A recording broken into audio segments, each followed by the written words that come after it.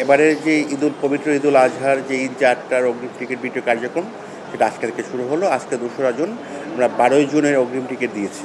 আপনার সকাল 8টা থেকে আমাদের পশ্চিমাঞ্চলের যে আন্তনগর ট্রেন সমূহ রয়েছে সেই সকল ট্রেনের টিকিট বিক্রি করা হয়েছে।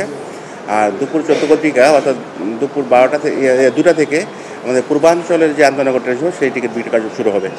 আপনারা জানেন যে সকাল থেকে যেই পশ্চিমাঞ্চলের যে সকল ট্রেনের টিকিট বিক্রি করার কার্যক্রম শুরু হয়েছে, আমাদের 12টা পর্যন্ত আমাদের যে পরিসংখ্যান প্রায় 13,500 টিকিট বিক্রি হয়েছে ইতিমধ্যে।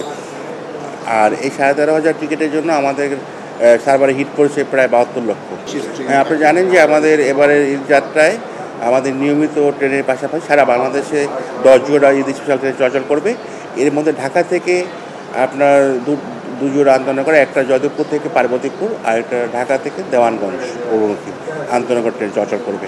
আপনার ঈদ ফেরত যাত্রার টিকিট 10 তারিখ থেকে বিক্রি শুরু হবে, শতভাগ অনলাইন। হ্যাঁ, আপনি জানেন যে আমাদের ঈদ যাত্রার সময় যাত্রার দিন আমরা 25% আসন বিহীন টিকিট দিয়ে থাকি মোট আসনের।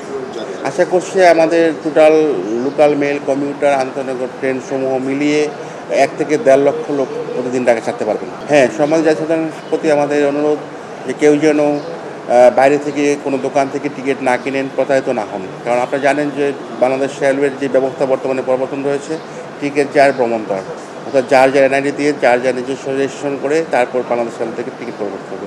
আপনাদের কাছে বিভ্রান্তি, কিছু প্রতারক আছে, তারা এক আইডি দিয়ে টিকিট কেটে 4টা-5টা ফটোকপি করে এডিটিং করে বিক্রি করছে। তাদের থেকে অর্থাৎ বাইরে থেকে যেন কেউ টিকিট না কিনে, শুধুমাত্র অনলাইনে নিজের আইডি দিয়ে নিজের টিকিট নিজেকে ক্রয় করেন। জি, ধন্যবাদ।